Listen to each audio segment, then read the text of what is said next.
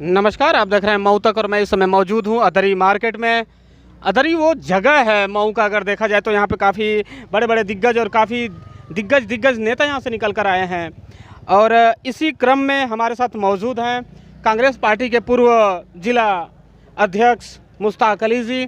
आइए इनसे बात करते हैं और जानने की कोशिश करते हैं ये जो कार्यक्रम चलाया जा रहा है यहाँ पे, देखा जाए यहाँ पे होर्डिंग में देखा जा रहा है कि यहाँ पे एक कार्यक्रम चलाया जा रहा था।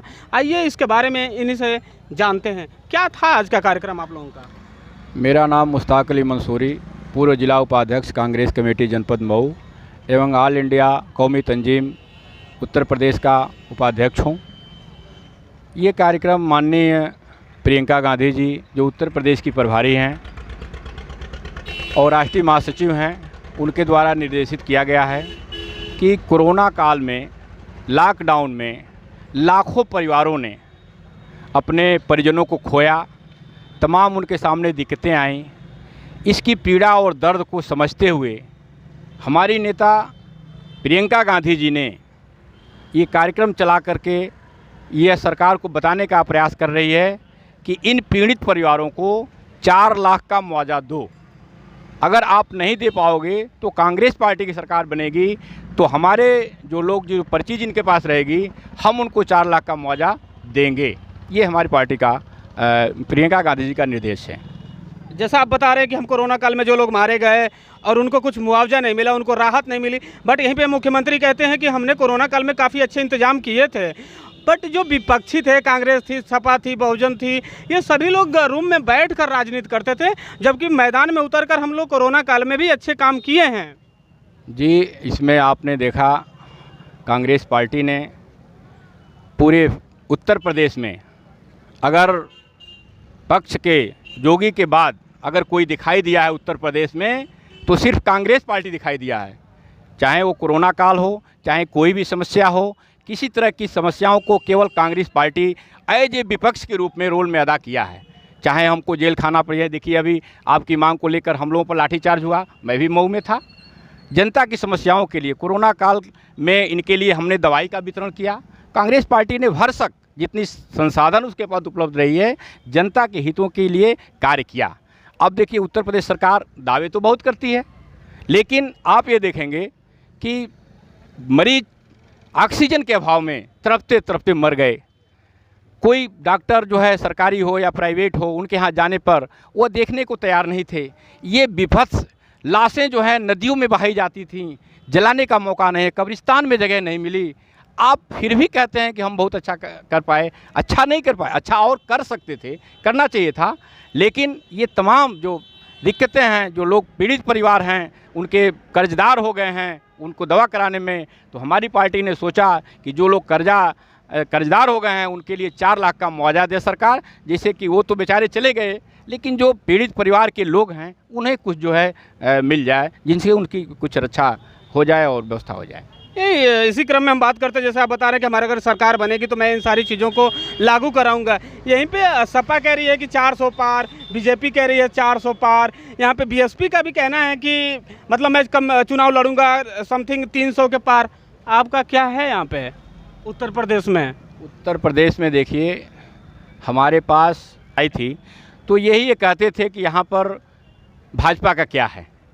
जैसे आपने पूछा कांग्रेस का क्या है, तो आपने देखा कि भाजपा का क्या है, उसने बता दिया सपा बसपा को, और कांग्रेस कितनी मेजॉरिटी में आई। तो ये सारे लोग कांग्रेसी रहे हैं। पूरी जनता उत्तर प्रदेश की कांग्रेस माइंडेड है और ये चाहती है कि प्रदेश और देश में खुशहाली आए, हमारे चेहरों पर मुस्कान आए। हम तमाम जो उलझने हैं, वो जो उलझन इस सरकार द्वारा पैदा की जा रही है, खासकर माइनॉरिटी की हम बात करें तो सीए ले दिया, एनपीआर ले दिया, एनसीआर ले दिया, ये तमाम मुद्दे, 3 तलाक की बात कर दिया। औरतों के इतने हमदर्द हैं, बलात्कार हो रहे हैं, उसको नहीं रोकेंगे। आप कहते हो कि हम आपके लिए सुरक्षा कर रहे हैं, लेकिन आप कहीं ये नहीं दिख रहा है कि हम आपके साथ हैं।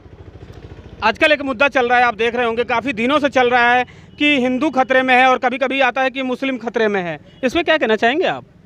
देखिए, इस हिंदुस्तान का न हिंदू खतरे में है न मुसलमान खतरे में है।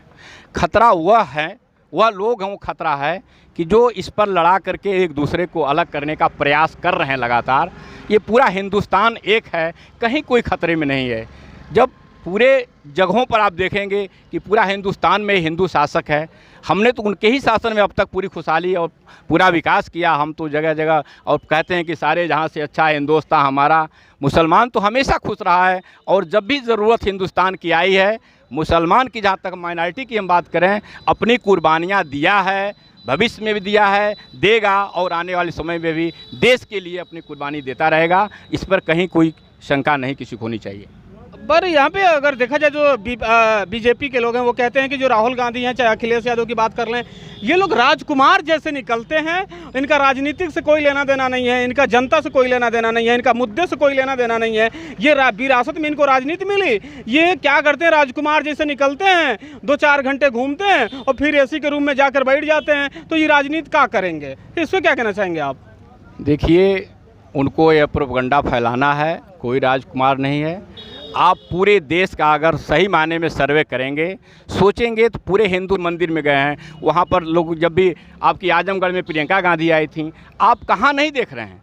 ऐसा नहीं कि वो एसी में रहते हैं, ये झूठा आरोप है और झूठे आरोप के तहत इस तरह से कार्यक्रम लगाए जाते हैं। अखिलेश की बात है, वो भी थोड़ा ट्वीट करते हैं अंदर से, अब देखते हैं जो बोलेगा उसको अंदर कर दिया जाएगा। गांधी हो, आप पूरे देश में अगर आंकड़ा निकालेंगे तो ये 3 व्यक्ति हमेशा बोलते रहे हैं, आज भी बोल रहे हैं, कल भी बोलेंगे और उनके हम कार्यकर्ता हैं, सिपाही हैं। हम भी यहाँ डरने वाले नहीं हैं, जो सत्य है उस बात को रख रहे हैं। आज एक बड़ा न्यूज आया कि मुख्तार अंसारी का यहाँ से टिकट काट दिया है बीएसपी ने और यहाँ से भीम राजभर जी को प्रत्याशी बनाया है। इस पर क्या कहना चाहेंगे? और मायावती ने उसके साथ साथ टिकट काटने के साथ साथ यह आरोप भी लगाया कि मैं उन गुंडे जैसे टाइप के लोग हैं, गैंगस्टर टाइप के लोग हैं, मैं उनको अब टिकट नहीं दूंगी। इस पर क्या कहना चाहेंगे? देखिए, ये जो है यूज करो और फेंक दो, यूज एंड थ्रो की राजनीति सपा बसपा की है।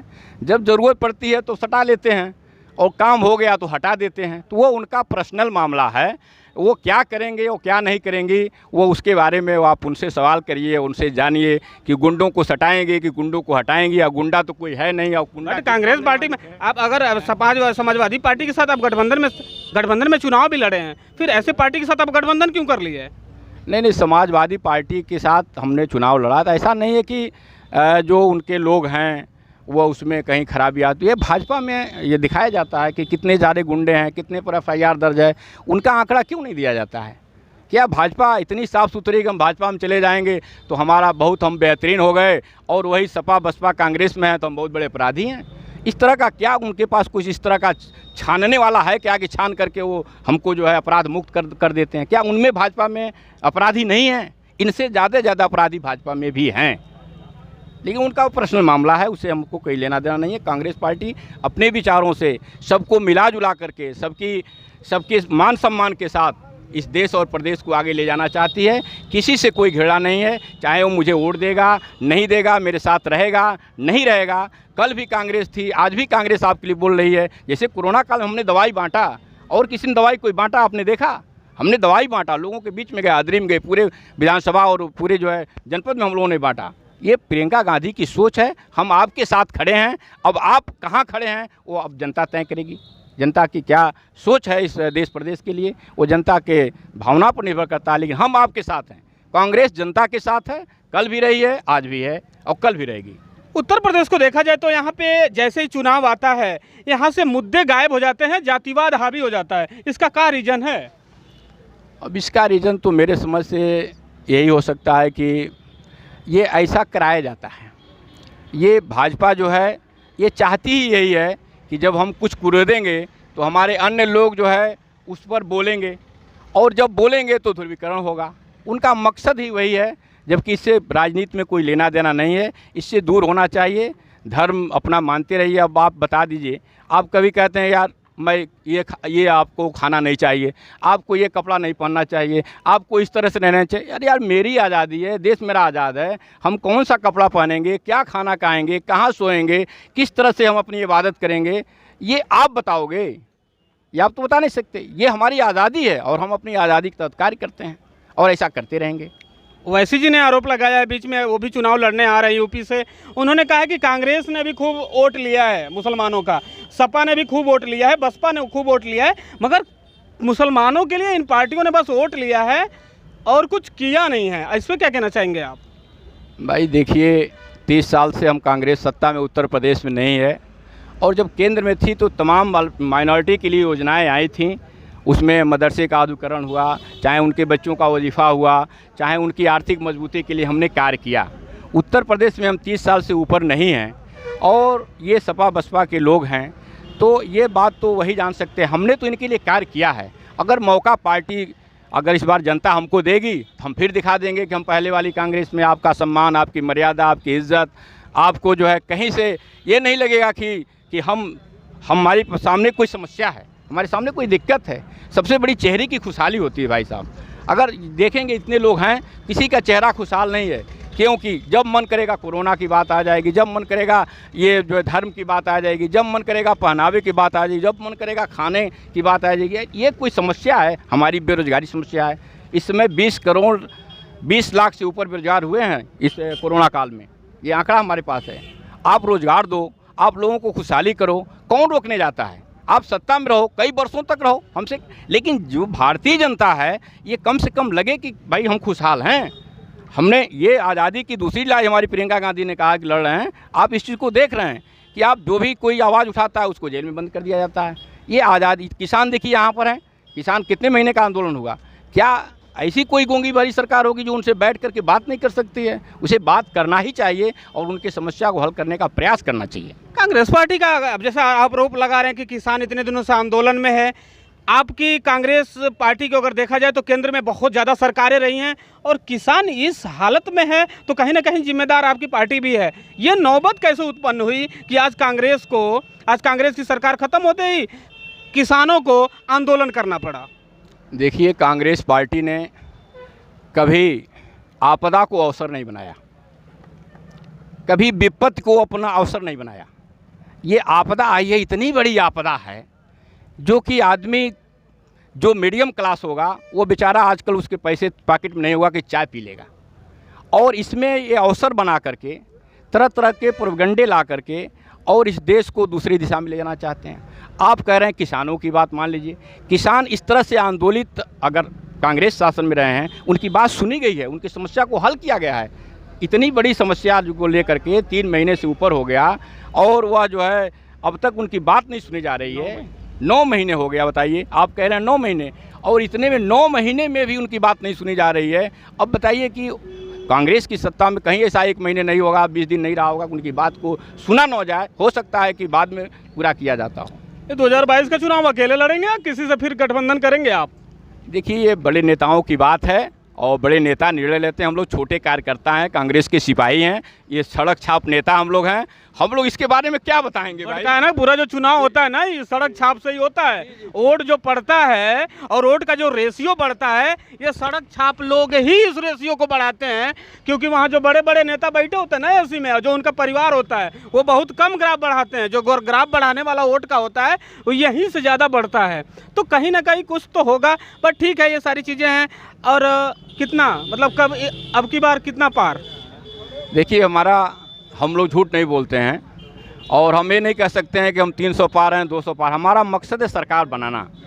हम जो अन्य दल हैं बोल रहे हैं, बोलने दीजिए, वो उनकी आदत में से। कांग्रेस ने ऐसा नहीं, ये है कि अब तक के जो रिपोर्ट है, हम चुनाव अकेले लड़ेंगे।